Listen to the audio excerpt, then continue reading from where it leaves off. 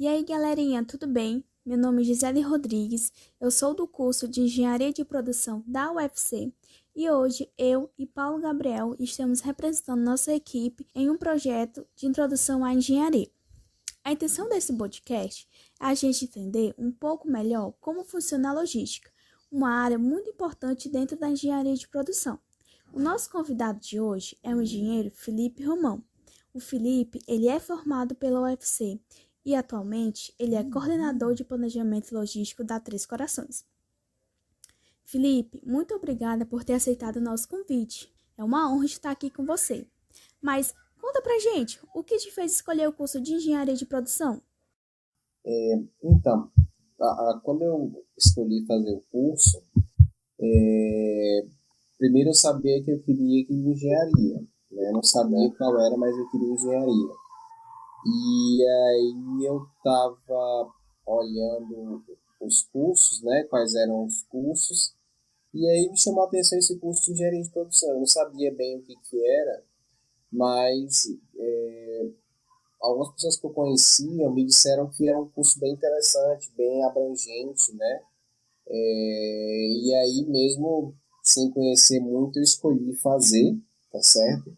Muito também relacionado pelo peso da instituição, né? E fiz vestibular e ingressei. Felipe, conta pra gente um pouco sobre sua trajetória dentro da UFC. Você participou de algum projeto dentro da universidade? Eu participei do Observatório Tecnológico, né, com o professor Albertinho. Isso logo no começo, né? Eu passei, eu acho que talvez uns 2 anos lá trabalhando com ele, em paralelo com a graduação, obviamente, né? E aí, depois disso, né, eu fui trabalhar estagiando na Inácio, passei mais um ano lá, e aí saí de lá porque eu consegui uma proposta de trabalho efetiva, né? Então, foi quando eu comecei a trabalhar mesmo em carteira assinada, eu já estava no sétimo semestre da graduação, né? No sexto para o sétimo semestre. Então, quando eu terminei a graduação, já tinha um trabalho, né, de carteira assinada, uma função bem interessante na área de logística, né? Mas desde o começo da graduação que sempre foram trabalhos relacionados com a área de logística. Foi muito difícil para você escolher a área que você queria seguir? Então, essa escolha, para quem não conhece, porque sempre você, primeiro você já escolhe um curso sabendo muito pouco, né? Mas você faz a escolha. Depois que você está lá dentro, né? Você começa a entender um pouco, então todos os campos que você escolhe e seguir as áreas, tudo lá vai ser novidade, né? Então, assim, normalmente você não consegue fazer uma escolha totalmente consciente. Você vai ver, gosta e segue, né? Então, assim, ainda bem, assim, tudo bem que foi na logística e deu certo, né? Mas poderia ter sido numa área de custos, por exemplo, eu tivesse começado gostado e também teria dado certo. Eu acho que todas as áreas que o curso abrange são muito relevantes. Então, assim, acho que não tem uma melhor do que a outra, né? Então, vocês vai, escolhe uma e segue, se dedica e dá certo. Ok, Felipe. Conta um pouquinho pra gente como é a tua rotina de trabalho atualmente. Então, hoje eu trabalho na Três Corações, né? No Grupo Três Corações. E a minha função hoje é coordenador de planejamento logístico. E nessa função, o que é a principal atividade? Né? Garantir que o fluxo de mercadoria e informação seja feito da forma que quem trabalha fornecendo materiais para a companhia tenha os interesses contratuais atendidos, né? A companhia, a Três Corações, também tenha as necessidades de produção e distribuição também atendidas, né? Com o menor estoque possível, tá certo? Com o menor estoque possível e tendo a maior disponibilidade possível de material na cadeia, né? Ao menor custo possível. Então, nessa função, o desafio é esse: movimentar a cadeia de suprimentos, tá certo? do jeito que gera o menor impacto em termos financeiros, tá certo? O menor custo possível e com a maior disponibilidade possível de material para o cliente, né? E aí o cliente pode ser a fábrica, pode ser o centro de distribuição, pode ser o consumidor final. Legal, Felipe, muito interessante. Quais os principais desafios que você enfrenta diariamente? Então, a função em si já é desafiadora, né? Porque dentro da cadeia de suprimentos você tem muita gente envolvida no processo. Então, desde vamos dizer assim, da aquisição de matéria-prima até a entrega para o consumidor final, a gente está falando aí talvez de um conjunto de 300 empresas, vamos dizer assim, entre empresas que são do próprio grupo e fornecedores que fornecem para a gente, vamos dizer. Então, o contato com as pessoas consequentemente, empresas diferentes, inclusive empresas que estão em outros países, por exemplo, é desafiador. Mas isso é inerente da função. Isso é uma coisa que o curso hoje, o curso de produção lá da UFC, ela já prepara isso, né? Mas tem um outro ponto que eu acho que ainda é mais desafiador, que é a questão da transformação digital, certo? Nem todo mundo está preparado para isso, né? Está atento a essas mudanças. Então, assim como, vamos dizer assim, talvez programação em VBA do Excel há 10, 15 anos atrás era uma coisa um pouco mais restrita, hoje não é.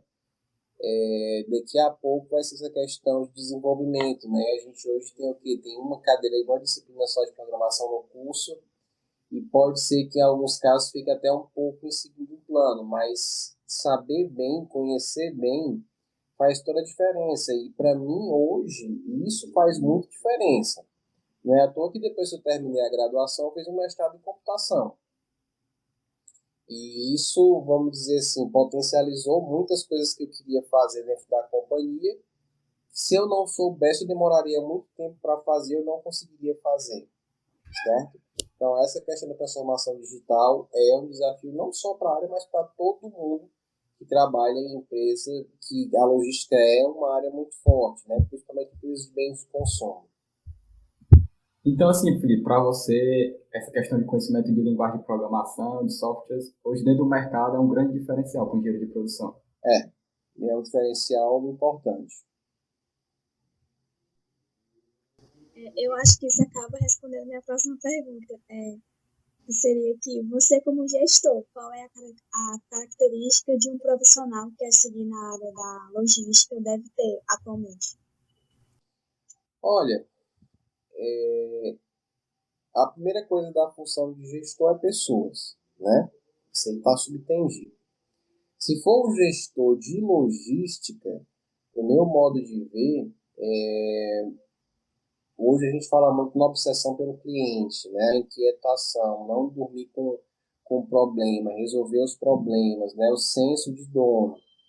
Então, isso é uma característica muito presente no gestor de logística, né? E aí, assim, a mais necessário ainda é que muitas vezes as pessoas que são hoje bons gestores lidam muito bem com pessoas, mas daqui a pouquinho só isso não vai ser suficiente. E é comum quando você está nas funções de gestão, quanto mais gestão, menos técnico, e você acaba esquecendo isso, certo? Você acaba deixando isso um pouco de lado, e não pode, certo? Você precisa continuar cultivando isso, esse aspecto técnico. Porque você vai conversar com alguém que algum fornecedor de alguma solução, você precisa conhecer bem, tá certo? Ou então, pelo menos, ter condição de conversar e opinar e saber tomar alguma decisão, certo? Então, nesse sentido, né, o gestor de logística, a questão do conhecimento técnico não pode ficar de lado também, não. Falar de pessoas está subtendido. Você não vai se você não tiver, mas estando lá, certo? Se você quer um diferencial, isso que eu falei agora é muito importante. Muito interessante, Felipe. Pesquisando um pouco mais sobre sua carreira, eu vi também que você é professor. Quais as disciplinas que você ensina? Então, eu era, assim, né? Eu lecionava há um tempo atrás, mas as disciplinas que eu lecionava era estatística aplicada, PCP2, foram essas duas disciplinas que eu lecionava em duas instituições de ensino. Em que momento você viu assim que você queria ensinar e teve esse desejo de querer compartilhar as coisas que você aprendeu dentro da universidade, na prática, no seu dia a dia, dessas disciplinas? Então, eu já trabalhava, né? Mas eu estava fazendo mestrado e aí surgiu a oportunidade de fazer isso e eu fui ver, né? E aí realmente eu vi que é uma tarefa muito gratificante, certo? Mas aí quando eu mudei de empresa, né? E aí quando você muda de empresa tudo muda, né? Preciso se adaptar em alguns aspectos. E aí eu precisei dar um tempo nas disciplinas, né? Mas é muito bom trabalhar ensinando, né? Acaba que você aprende mais do que ensina, muitas vezes, né? E é uma coisa que no futuro, de repente, pode ser que eu volte a fazer. Você consegue aplicar muita coisa que você aprendeu sobre a engenharia de produção no seu dia a dia? Muito. E o pior é porque se eu soubesse isso no tempo da graduação, talvez eu não tivesse passado um outro tanto de tempo tendo que reaprender. Aliás, aprender o que eu não aprendi, entendeu? Ou reaprendendo o que eu achei que eu sabia. Então, muito, muito, muito, muito, muito. Essa questão de programação, absurdamente. Absurdo. Eu, quando fui fazer o mestrado, né, em computação, meio que eu tive que, não vou nem dizer reaprender, porque o que eu aprendi foi muito pouco nesse sentido, né? A mesma coisa os dois primeiros semestres de estatística, né? Então, nossa, isso é absurdamente útil no dia a dia, certo? A gente acha que não, mas, por exemplo, quando a gente começa a ver aquela questão de um assunto que, quando eu vi, eu achei muito sem sentido, né, ou pouco aplicável, que era o quê? Distribuição de probabilidades, né, o processo de inferência. Então, isso daí, certo? Na tomada de decisão é uma ferramenta que você tem que saber bem. Não é só saber, é saber bem, certo? Muito bem. Porque isso aí dá, vamos dizer assim, te leva a ponderar bem risco, certo? Envolvido em cada tomada de decisão que você toma dia a dia. E assim, Felipe, para meio que encerrar esse nosso bate-papo, você como um grande engenheiro de produção que já conta com uma vasta experiência também trabalhando no setor logístico das empresas, eu queria te fazer duas perguntas. Primeira, na sua opinião, qual a importância do engenheiro de produção para essas empresas, para essas indústrias? E segundo, o que seria a logística para você e qual a importância dela também para essas grandes empresas? Então, essa questão do profissional de engenharia de produção, a primeira pergunta, né? É, você perguntou da importância do profissional de engenharia de produção, é essa a primeira Isso, pergunta? isso. Certo. Olha,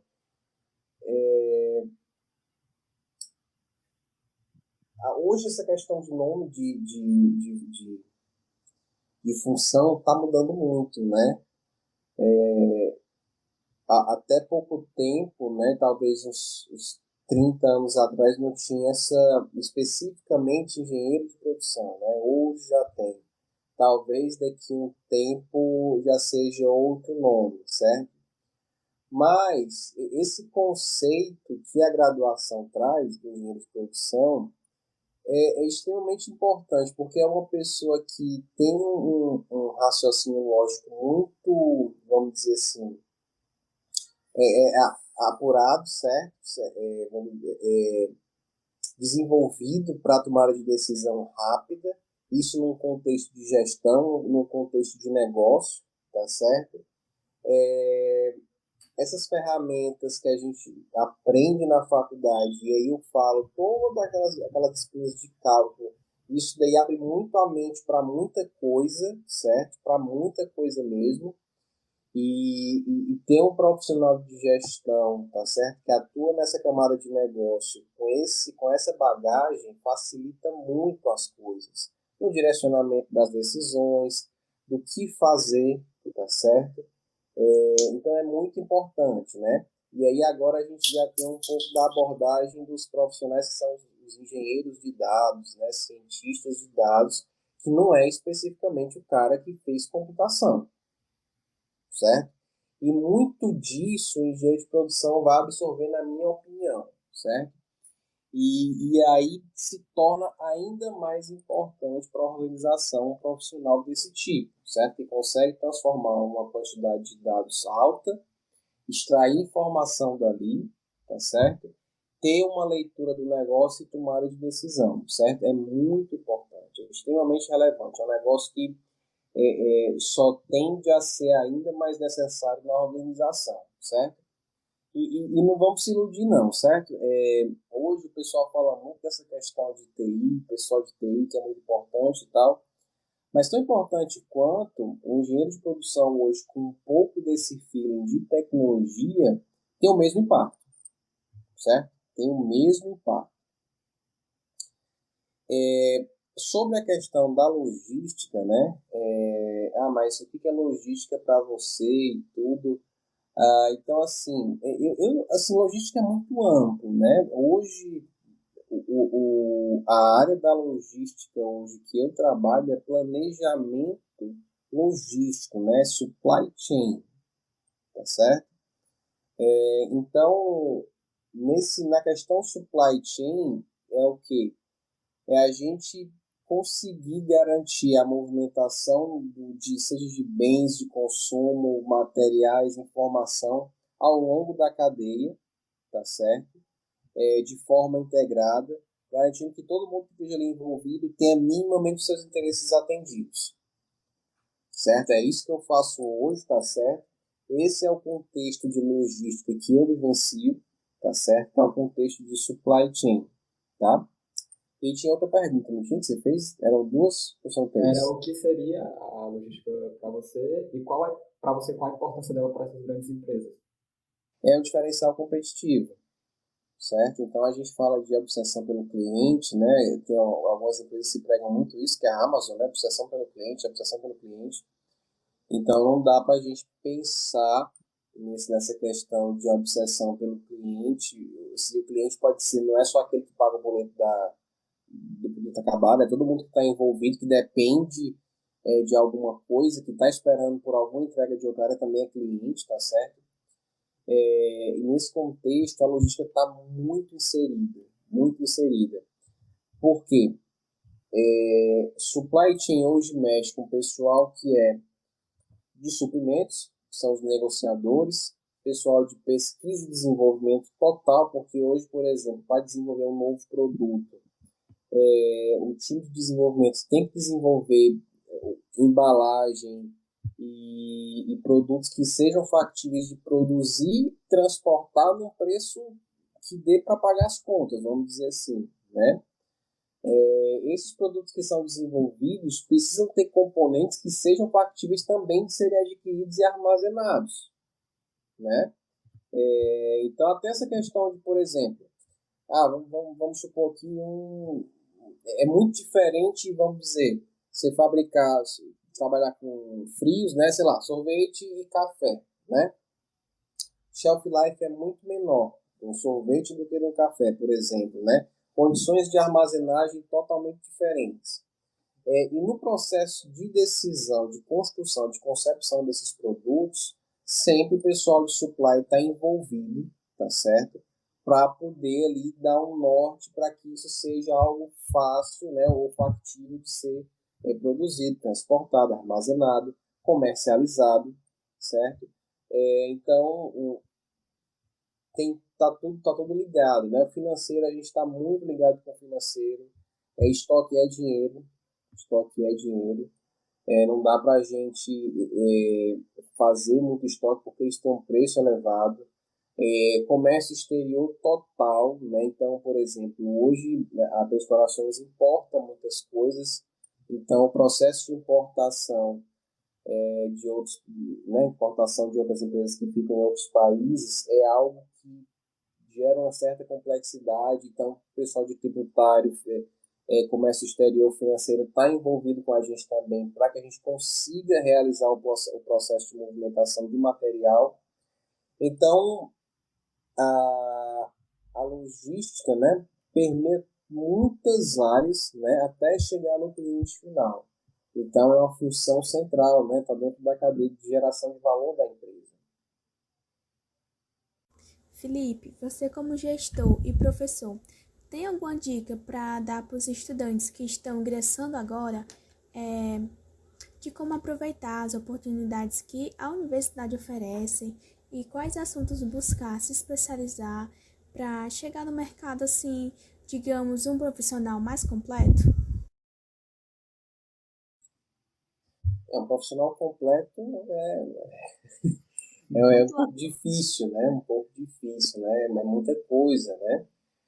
Mas um bom profissional, né? Um bom profissional, eu acho que para quem está entrando, a primeira coisa é ouvir bem, né? Estar muito atento ao que os professores estão explanando nas aulas, tá? Participar, realmente estar comprometido com o programa de ensino da instituição, isso aí é primordial. Tem que fazer, certo? Tem que fazer.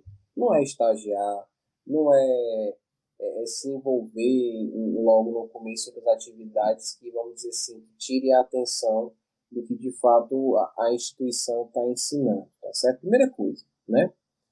Uma vez que você conseguiu fazer isso, né, que isso tá dominado, vamos dizer assim, né, os projetos de extensão da universidade, né, que tem vários projetos lá que você pode estar se engajando para ir vivenciando um pouco mais do curso, né?